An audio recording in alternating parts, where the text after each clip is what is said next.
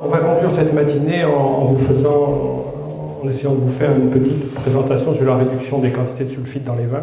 Alors quelques éléments de contexte sur cette problématique de réduction des sulfites, puisqu'on en parle, c'est pas complètement un hasard, c'est pas une lubie, c'est que les sulfites dans l'alimentation, le vin est capable d'en apporter une part importante, puisqu'on estime potentiellement entre 70 et 80% des apports seraient dus au vin. Comme ça a été dit tout à l'heure, il y a une dose journalière admissible qui est de 0,7 mg par kilo. Donc j'ai fait le calcul tout à l'heure, pour quelqu'un qui fait 70 kg, il a le droit de boire une bouteille à litre de Beaujolais par jour. Donc c'est déjà pas mal, mais pour certains types de vins,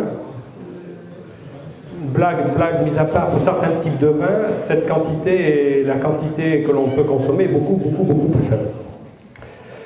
Pourquoi on se pose ces questions de sécurité alimentaire? C'est qu'il y a des réactions d'hypersensibilité au sulfite, et ça concerne principalement les sujets asthmatiques, et ça a justifié les nouvelles contraintes en termes d'étiquetage.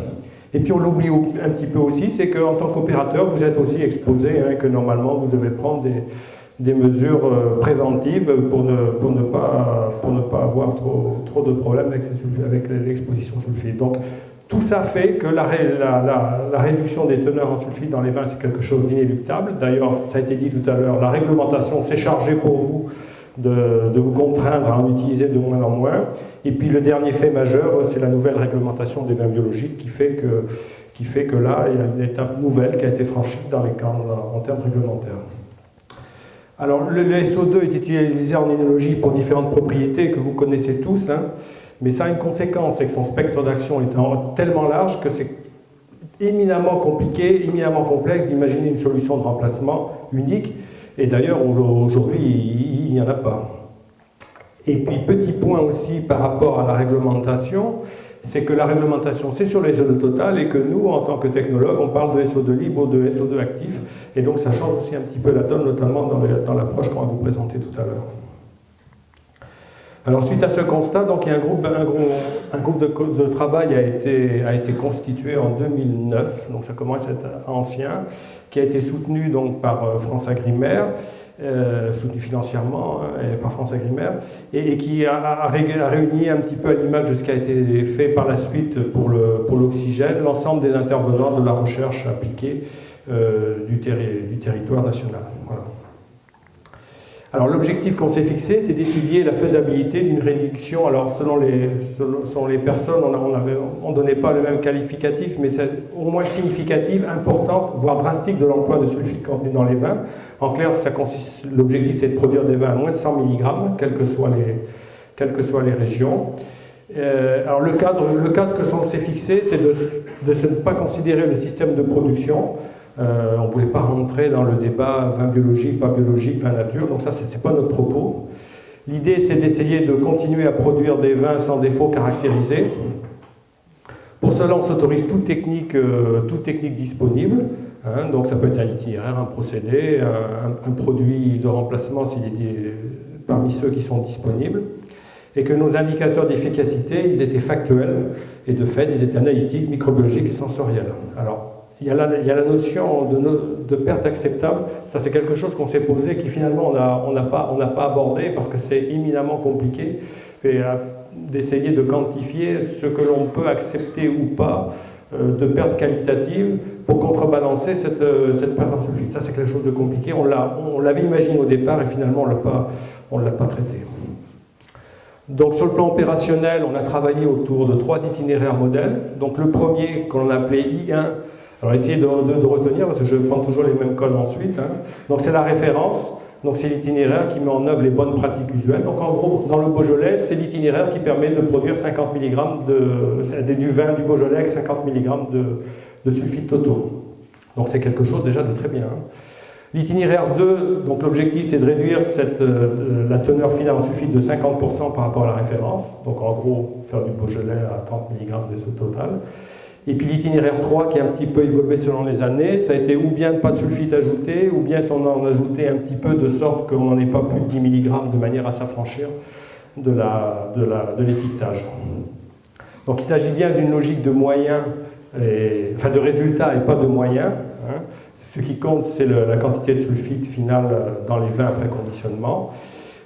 Vous imaginez bien que selon les régions, la voie qui a été choisie en termes pratiques est un peu différente. Et donc on est parti sur une logique d'experts, hein, c'est-à-dire que chaque région adaptait son itinéraire en fonction de ses connaissances et de son savoir-faire.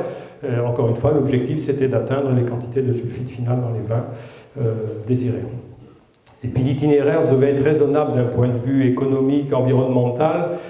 Exemple concret, on n'a jamais testé la conservation des vins, de vins blancs, de vins rosés à 0 degré pendant un an pour bloquer les vins, puisqu'on sait qu'économiquement ça ne serait pas acceptable. Alors comment on a procédé? Donc, on a commencé par décomposer les différents itinéraires, l'itinéraire de vinification. Donc l'idée, c'est il y a on a identifié 4 grands stades, le stade préfermentaire, fermentaire, post-fermentaire et le conditionnement. À chaque fois, de regarder où est-ce qu'on met du SO2, et si on met du SO2, pourquoi, quelle quantité, et quelles sont les alternatives disponibles. Et ça a été décomposé pour tous les itinéraires d'élaboration, quelles que soient les régions considérées. Ça, cette méthode-là, c'est important, puisque finalement, c'est ce que vous allez être capable de faire ensuite sur votre exploitation. Alors ensuite, les alternatives que l'on avait de disponibles, elles sont de 2 types. Il y a les premières qui consistent à créer les conditions pour employer moins de sulfite. Donc c'est l'inertage, la maîtrise thermique, les traitements physiques. On peut imaginer que c'est une gestion un petit peu anticipée du risque, hein, et c'est sans doute en termes de SO2 total la technique la plus intéressante. Donc au final, on se retrouve avec moins de SO2 total, tout simplement parce qu'on a créé des conditions pour en utiliser moins. Donc ça, c'est quelque chose ce sont les techniques sans doute les plus intéressantes. Et puis d'un autre côté, il y a les alternatives les alternatives qui consistent à ajouter un produit en remplacement. Donc les anciens, hein, les historiques, je dirais, l'acide ascorbique, l'acide sorbique, et puis les 2 plus récents qui ont été autorisés, le lysosime et le DMDC. Donc l'objectif là est complètement différent, c'est qu'on remplace une activité du SO2 par une activité conférée par le produit ajouté. Le résultat, c'est qu'effectivement, on a moins de SO2 total, mais on a l'inconvénient d'avoir ajouté ce produit-là. Et que, si on regarde un petit peu le pédigré des 4 là, qui sont mentionnés, si l'acide ascorbique ne pose pas trop de questions, l'acide sorbique, c'est pas terrible, entre guillemets, le lysosime, pas en bio, et puis le DMDC, c'est un peu compliqué, que ce soit au moins pour le mettre en œuvre. Donc c'est pas la voie qui a été privilégiée, même si vous verrez dans un certain nombre de cas, on a utilisé de l'ascorbate et des lysosymes. 3 conditions préalables qui rejoignent ce qui a été dit tout à l'heure, au moins pour une d'entre elles. Alors, on s'est passé dans un contexte où l'hygiène de cave devait être sans faille de la récolte au conditionnement. Ça, c'est très important puisque c'est le b.a.-ba. La deuxième chose, c'est qu'on a considéré que pour atteindre nos objectifs, il fallait avoir une maîtrise parfaite des processus fermentaires et donc exclure toutes les phases de latence. La conséquence, c'est que tous les vins ont été levurés et ensemencés en bactéries. Et la troisième, donc ça rejoint ce qui a été dit, les propos précédents, c'est qu'il n'était pas envisageable de tester une réduction significative de l'emploi de sulfite si on n'avait pas un minimum de maîtrise des apports d'oxygène, que ce soit, et en particulier à 2 stades, l'élevage et le conditionnement. Donc je ne reviens pas sur ce qui a été dit, mais je confirme fortement. Alors les essais réalisés de 2009 à 2013, donc on arrive à pratiquement 80 ou 90 essais, donc à peu près sur toutes les régions. Vous voyez que l'éventail des cépages testés a été divers et d'origine diverses aussi, puisqu'on a des cabernets sauvignon du Languedoc, on en a eu en Gironde, donc c'est une grande palette de cépages et de situations de production. Alors à partir de maintenant, je vais vous présenter des sortes de tableaux où pour chaque itinéraire, je vais vous mentionner ce qui a été fait en comparaison du témoin. Je m'explique. Voilà. Là, à chaque fois, vous allez avoir I2 ou I3. Et ce que j'ai mentionné, ce sont les options. J'ai listé les options qui ont été prises pour chacun des itinéraires. Ça ne veut pas dire qu'à chaque fois, toutes les options ont été mises en œuvre, mais c'est simplement les alternatives qui ont été mises en œuvre, parfois en Alsace, parfois en Languedoc. C'est simplement pour vous montrer les possibilités que vous avez pour chaque type de vin. Alors pour l'itinéraire, pour les vins blancs, l'itinéraire I2, il n'y a pas de surprise pour réduire de 50%. Ce qui a été privilégié, c'est essentiellement l'inertage et la maîtrise de la température. Ça, c'est pour les phases préfermentaires. Et pour les phases post-fermentaires, notamment en Bourgogne, par exemple, on a joué sur les sous-tirages avec ou sans aération. Et on pouvait faire aussi de l'élevage sur lit pour maintenir le milieu à un niveau réducteur dans la cuve. Pour l'itinéraire I3, la même chose que I2, mais de manière amplifiée. Et puis pour I3, on a un petit problème, c'est qu'on risque d'avoir au moins pour les vins qui ne font pas la fermentation malolactique, on a ce problème de risque d'accident que l'on a eu d'ailleurs en bouteille. Donc vous voyez qu'il y a un certain nombre d'alternatives, notamment le lysosime qui a été employé. Après, plutôt que d'avoir en bouteille, on a volontairement assumé le fait de faire la fermentation malolactique avec les conséquences sensorielles que ça pouvait avoir. Et puis parfois, pour masquer, on a utilisé des copeaux. On se disait que voilà, si on n'a pas de SO2, on va avoir des risques d'oxydation, mais peut-être qu'on arrivera à masquer en rajoutant des copeaux. Pour les vins rosés, la problématique est à peu près la même que sur les vins blancs, à la nuance près que le rosé, il est coloré contrairement au vin blanc, et que la tendance est plutôt, au moins dans le cas présent, c'était les rosés de Provence, à faire des vins vraiment pâles et roses. Donc ce qui explique que parmi les alternatives, il y avait la durée de macération, il y avait l'acide ascorbique, dérivé de levure, c'était deux possibilités, ou bien en collage, ou bien en protection de l'oxydation. Chitosane collage, et idem ici pour I3 de manière plus intense, et avec aussi là, des possibilités de traiter pour corriger la couleur. Et pareil, fermentation malolactique. Donc que ce soit pour les blancs, pour les rosés, en résumé, on a un problème d'oxydation, donc il n'y a pas grand-chose, il y a l'inertage, la température sur mou, et sur vin, l'élevage sur lit. Et puis après, pour les rosés, la difficulté, c'est la couleur. Donc, ou bien on peut essayer de protéger au maximum dans les limites des dispositifs disponibles, ou bien alors on joue sur la durée de macération, mais c'est quand même quelque chose d'assez compliqué. Pour les vins rouges, alors le problème d'inertage, le problème pour I2 était un peu moins important, parce que généralement on peut travailler un peu moins à l'abri de l'oxygène, et que sur vin rouge, la difficulté numéro 1, c'était plus que l'oxydation, c'était la maîtrise des problèmes microbiologiques. Et là, ça se matérialise ici sur l'itinéraire I3, vous voyez, il y a toute une série de solutions qui ont été utilisées, alors ou bien des solutions physiques, par exemple une phase pasteurisation, une fécondation tangentielle post-FML, si on ne met pas de sulfite.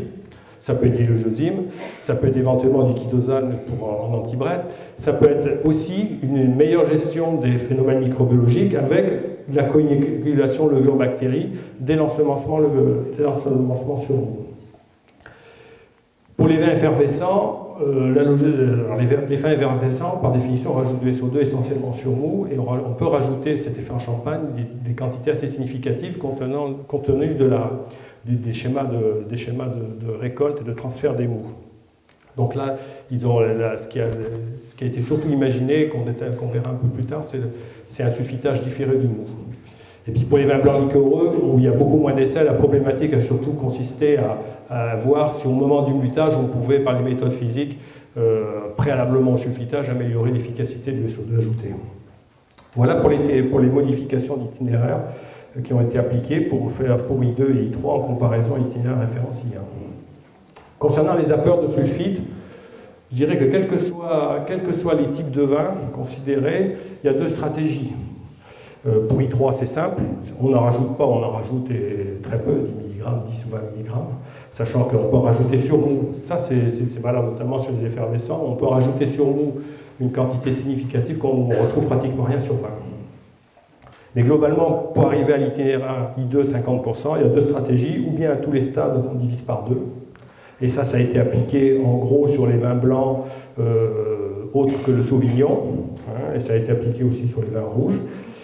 Ou alors on fait des impasses, c'est-à-dire qu'on privilégie, on s'octroie la même quantité de SO2 au final, mais il y a des stades où on n'en met pas, et il y a des stades où on réserve, où on met la pleine dose. Voilà.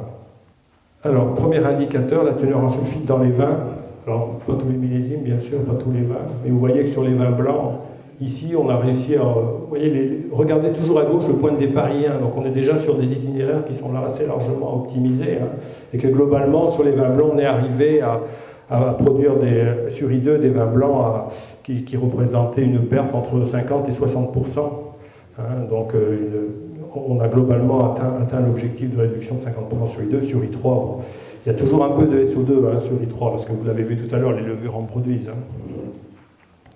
Pour les vins rouges, la même chose. Alors, si on essaie de retrouver votre région, alors votre région, le challenge était encore un peu plus important parce que vous partez d'un niveau vraiment très bas. Donc, vous voyez, là, même le témoin était à 40 mg, à peu près 30-35. Donc là, l'objectif de 50% n'a pas complètement été obtenu sur ce itinéraire I2.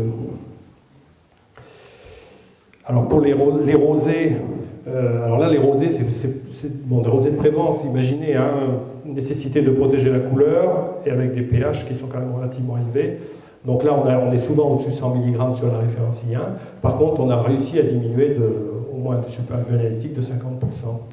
Les effervescents, idem, hein, sans grosse difficulté. Et puis pour les vins liquoreux, pour lesquels, je répète, on a quelques références. Bon, là, à partir du moment où on a agi essentiellement au niveau du mutage, vous voyez qu'en l'occurrence, sur ce millésime-là, qui est un millésime un petit peu difficile, on n'a pas atteint l'objectif. Pour les liquoreux, il y a une très forte, encore plus que sur les autres catégories de vins, il y a une très forte influence du millésime sur ces vins-là.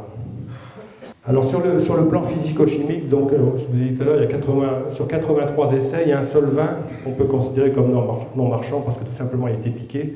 C'est un vin de Gewürztraminer, hein, donc pour vous donner une idée, pH du mou 4,2, où le vin I3 il y a eu une belle piqûre en fermentation. Autrement, tous les autres vins sur le plan analytique seraient marchands. Alors là, pour chaque itinéraire, comme tout à l'heure, j'ai listé les différences qui ont été lorsqu'il y avait une différence. Voilà ce qui a été relevé, sachant que ça ne veut pas dire qu'à chaque fois, toutes les différences, hein, j'insiste bien, tout a été mis en évidence. Hein. Donc en gros, pour les vins blancs, l'itinéraire I2, on a des vins qui sont un petit peu plus colorés, mais c'est tout à fait acceptable. Et puis parfois, si on fait la fermentation malolactique de manière, alors sur I2 généralement c'est accidentel, on a une modification des équilibres acides du vin. I3 sur vin blanc, beaucoup plus de couleurs, généralement un peu plus d'acidité volatile, et puis comme généralement on faisait la fermentation malolactique, donc on a une modification des équilibres acides, et donc bon, mais même la modification de couleur sur vin blanc est loin d'être aussi importante, c'est tout à fait acceptable d'un point de vue commercial. Pour les vins rosés, on a globalement les mêmes observations sur l'acidité que sur les vins blancs, mais là encore, il y a un problème sur la couleur. Et dès l'itinéraire I2, en gros, on a des vins qui ont une nuance jaune plus prononcée, il y a un peu moins de rouge. Et ça, c'est très embêtant pour la couleur des rosés, puisque c'est une grande difficulté, ça ne correspond pas du tout au cahier des charges des rosés actuels. Et si on passe l'itinéraire I3, alors là, la problématique est encore un peu plus importante, et puisque là, les vins sont vraiment beaucoup plus jaunes, on a perdu pratiquement une grande part de la couleur rouge. Donc là, c'est très problématique sur le plan physico-chimique pour les rosés. Pour les vins rouges, très peu de différence. Sur l'itinéraire I2, on a observé parfois une petite perte en composés phénoliques, que ce soit polyphénol ou anthocyane, un peu plus importante sur I3, mais c'est finalement pas très fréquent. Alors une remarque, c'est que dans le cas de vins peu sulfités, comme le Beaujolais, on avait une augmentation de l'intensité colorante sur I2 et sur I3, qui est la résultante en fait d'une moindre présence de SO2 dans les vins. Et ça, c'est le seul essai, donc un vin plutôt, sans faire offense, un peu moins coloré que ce qu'on avait sur d'autres régions. Le fait de ne pas sulfiter, on a vraiment un effet positif sur les polyphénols qu'on n'avait pas dans les autres vins rouges. Pour les vins effervescents, on retrouve un peu ce qu'on avait sur les vins blancs, c'est-à-dire qu'on a des vins qui sont un peu plus colorés. Alors, petite remarque sur les vins effervescents, les remarques qui ont été observées en vin de base se sont perpétuées jusqu'à la prise de mousse et plusieurs, je crois que ça va jusqu'à 40 mois après la prise de mousse. Voilà. Ce qui a été observé au stade, il y a une continuité parfaite des observations. Et puis sur vin liquoreux, lorsque le mutage ne se passe pas bien, on a une modification de l'équilibre sucre-acide, puisque l'on a raté la stabilisation post-fermentaire. Donc finalement, sur le plan analytique, pas tant de différence que ça, hein, pas tant. À part, je dirais, c'est sur le rosé qu'il y a le plus de problèmes. Sur le plan aromatique, puisque c'était une partie importante de nos recherches, puisqu'on voulait bénéficier de toutes les nouvelles connaissances qu'on avait sur les arômes pour essayer de quantifier ces modifications aromatiques si on mettait moins de sulfite. Alors concernant les vins blancs, première famille, donc les thiols variétaux, bon, on constate que DI2, on peut avoir une petite diminution, voire petite, voire significative de thiols variétaux, et que DI3, on n'a plus de thiols variétaux si on ne sulfite pas. Donc ça, c'est pas très gênant. Je dirais que sur des vins, si on est sur un chardonnay, c'est pas très problématique. Si on est sur un sauvignon du sud-ouest, ça devient rédhibitoire. Sur les acétates et les composés fermentaires, on a finalement assez peu de différences. Lorsqu'il y a différence on a constaté plutôt une diminution de ces composés-là avec la réduction des sulfites, et notamment un peu plus sur I3. Alors, autre famille, les cétrets du rhizoprénoïde et la damascénone. Donc la damascénone, ça a été dit tout à l'heure, c'est un composé qui est très intéressant puisqu'il a des vertus diverses. Il peut apporter une contribution propre, hein, ça peut varier du floral à la compote, bon, c'est un peu variable, mais surtout, il est soupçonné d'être exhausteur de goût. Et on a constaté qu'en sulfitant moins, on avait plus de damascénone. Alors, ce n'est pas forcément plus en quantité, mais on dosait plus de damascénone libre, puisqu'elle a la propriété de se combiner avec le SO2. Donc tout semble se passer comme si le fait de sulfiter moins, eh bien on avait plus de damascénone libre, et donc potentiellement son impact organoleptique serait renforcé par un moindre sulfitage, sachant qu'il a été démontré que c'était la libre qui pouvait avoir un impact organoleptique. Sur les vins rosés, sur les thiols variétaux, on a eu des choses assez variables, parce que sur I2, parfois, on avait un petit peu ce qu'on avait sur I blanc, on n'avait pas forcément moins de thiols variétaux. Ça dépend beaucoup de la quantité de thiols initial dans le vin référent, I1. Par contre, sur I3, même chose que sur I blanc, on a une perte de thiols. Vin rouge, les thiols, un petit peu quand même ici dans le gamay, hein.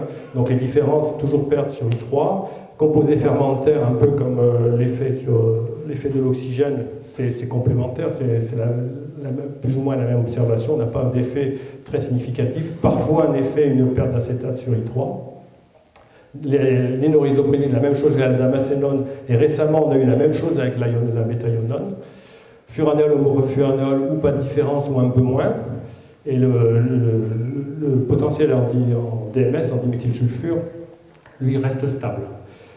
Sur les vins effervescents, les composés fermentaires, pas de remarques particulières, donc la même chose en gros que sur les rouges, que sur vos gamay.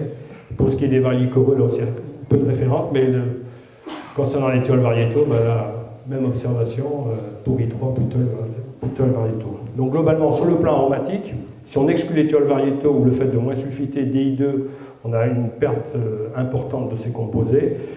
On peut globalement dire qu'il n'y a pas, sur les arômes que l'on est capable de doser, sur les arômes positifs, il n'y a pas autant d'effets que ce qu'on aurait pu imaginer. Sur le plan microbiologique, sans rentrer dans le détail, quels que soient les vins, on a un peu plus de micro-organismes sur U2 à tous les stades. Alors on en a un peu plus sur mou, on a un peu plus fin de fermentation ou fin de malo, on a un peu plus en élevage, mais ça reste de quelque chose de très gérable. Sur I3, on a encore un peu plus. Je dirais qu'à chaque fois, on prend une puissance de plus. Hein, on prend un logarithme de plus, mais ce sont des populations qui finalement, dans nos conditions d'hygiène, de cave, sont tout à fait gérables. Sur l'ensemble des essais, donc je crois qu'il y a une quarantaine de rouges, on n'a pas eu de défaut de Brettanomyces, sauf une fois, donc sur un pinot noir. Hein, et on a eu, alors pas de défaut identifié, mais on a eu la présence de Brettanomyces. Et là, alors je ne sais pas, c'est peut-être une coïncidence, mais c'était sur un lot qui n'a pas été sulfité sur vendange.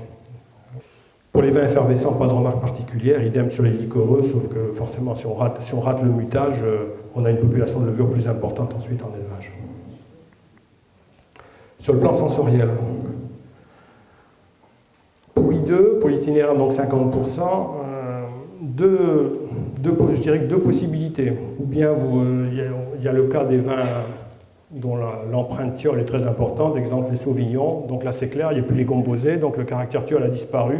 On peut dire qu'il y a le côté terpénique qui a augmenté, mais enfin, on a une perte significative, et dès l'itinéraire I2. Mais quelque chose qui a été beaucoup observé sur les vins blancs, et même sur les vins rouges et les vins effervescents, c'est que parfois le vin I2 paraissait plus ouvert et la note fruitée était augmentée.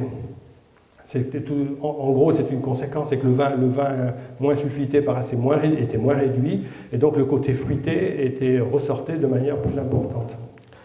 Pour ce qui est de l'itinéraire I3, on a souvent des vins qui sont très aromatiques, mais le type d'arôme n'est pas du tout le même. Hein. C'est pratiquement systématiquement, on a une note d'oxydation avec alors, ça peut varier sur la région. Vous voyez, ce type pomme, on a plus de thiol, et puis on a ça aussi, c'est quelque chose d'assez significatif, c'est que notre collègue bourguignon, il a une note générale sur les arômes positifs, arômes négatifs. Et on remarquait que systématiquement, il y avait un basculement des arômes positifs aux arômes négatifs pour cet itinéraire I3. Concernant les rosés, on a globalement la même chose, les mêmes observations que sur les blancs pour tout ce qui est aromatique. Et puis on a le problème de la couleur. Alors ce n'est pas forcément détecté sur I2, au moins que d'un point de vue analytique en tous les cas. Par contre sur I3, même d'un point de vue visuel, on a cette couleur jaune qui ressort, qui fait qu'il pénalise fortement les vins I3. Sur les qualificatifs aromatiques, ça aussi c'est quelque chose d'assez... Quand on passe d'un fruit frais, d'un fruit mûr et d'un fruit sec, ça prouve que le vin a évolué et qu'on n'est plus du tout sur le même profil aromatique. Alors les vins rouges, là aussi, même observation, parfois des vins un peu moins réduits, donc qui paraissent plus fruités pour l'itinéraire I2. On a une qualité de la couleur, là c'est encore le Beaujolais, hein, des vins un peu plus... qui présentent plus belle couleur, puisque un peu plus intense, hein, une intensité colorante plus marquée. Donc pour l'itinéraire I2, c'est plutôt positif. Pour l'itinéraire I3, on a parfois des notes d'oxydation, là aussi arôme négatif, et puis on a surtout ici toute une série de qualificatifs qui montrent qu'il y a ou de l'oxydation ou des problèmes microbiologiques, qui fait que là aussi, comme pour I2, l'itinéraire I3, le profil sensoriel des vins est assez différent et pas très qualitatif. Concernant les vins effervescents, encore une fois, hein, c'est quelque chose auquel on ne s'attendait pas forcément. Il y a bien une homogénéité du stade vin de base au stade élaboré. Et bien là, on a des vins I2 qui paraissent très régulièrement là, pour les effervescents fruités, et puis avec des notes de fruits frais, et ils sont beaucoup moins réduits soufrés. Bon, alors, il faut savoir, pour les effervescents, la référence était 8 grammes hecto de sulfitage sur eau. Hein. Donc c'est un sulfitage qui est très important.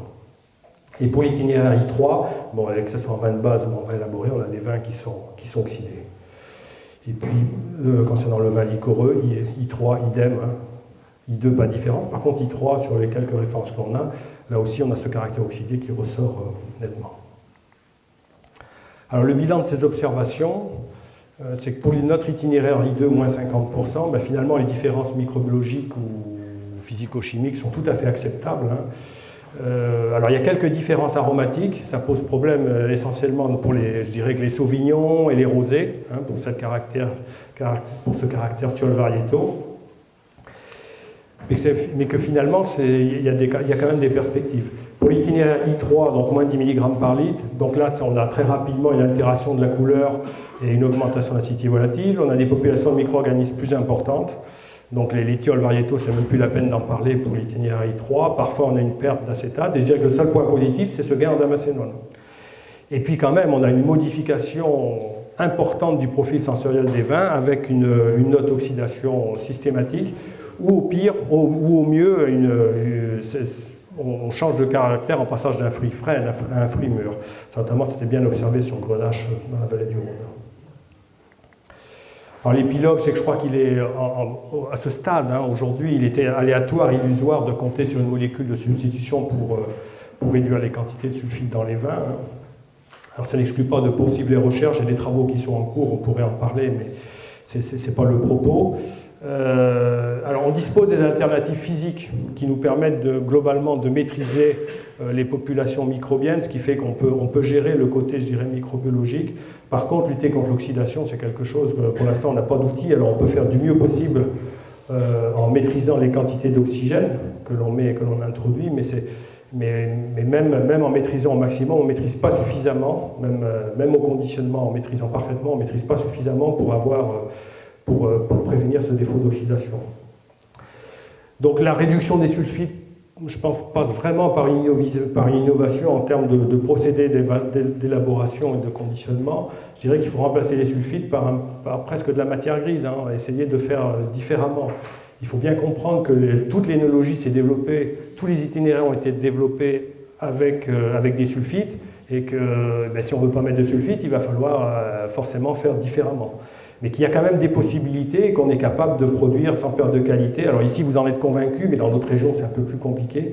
Des vins qui contiennent de 50 à 100 mg de sulfite totaux, ce qui représente à peu près la moitié des maximums autorisés. Donc ça serait déjà un effort très important pour la filière. Alors, pour nous, produire des vins sans sulfite, aujourd'hui, on peut pas, c'est pas quelque chose de recommandable, ne serait-ce que parce que c'est beaucoup trop aléatoire. Alors, ça ne veut pas dire pour autant qu'il faut ignorer qu'il y a des très belles réussites. Il me semble qu'il y en a dans la région. Il y a des très belles réussites sur le terrain, mais il y a aussi de retentissants échecs. Hein. Donc, il faut pas être trop catégorique, mais en l'état, je crois qu'il ne faut pas se lancer sur cette voie, ou du moins il vaut mieux y aller beaucoup plus progressivement en faisant un itinéraire 2, puis peut-être en stade ultime après faire des cuvées vraiment sans sulfite. Et que d'une manière générale, on a deux freins majeurs pour ces problèmes de sulfite. On a un effet millésime, et ça par exemple pour les moelleux c'est quelque chose d'évident, mais il y a un autre paramètre que l'on ne maîtrise pas, c'est les conditions de conservation des parcaves. C'est-à-dire que vous pouvez maîtriser tout ce que vous voulez tant que le vin est chez vous, à partir du moment où la bouteille ou le bib, ou je ne sais pas, a quitté la cave, on ne maîtrise plus rien, et que probablement une réduction des sulfites, si elle était vraiment drastique, il faudrait qu'elle s'accompagne de préconisations en termes de consommation et en termes de transport. Voilà. Sinon c'est ingérable. Et puis il y a un autre point dont on a parlé tout à l'heure, c'est que sur des vins très peu sulfités, l'expérience montre qu'on a des irrégularités entre les bouteilles au cours du vieillissement. Il y a des bouteilles qui vieillissent très bien, la même lot, et des bouteilles qui vieillissent moins bien. Et ça, c'est aussi problématique parce que quand un consommateur achète une bouteille, il aimerait bien que toute la caisse quand même corresponde, s'il achète une caisse, que toutes les bouteilles de la caisse correspondent à peu près à ce qu'il a acheté. Voilà, je vous remercie de votre attention.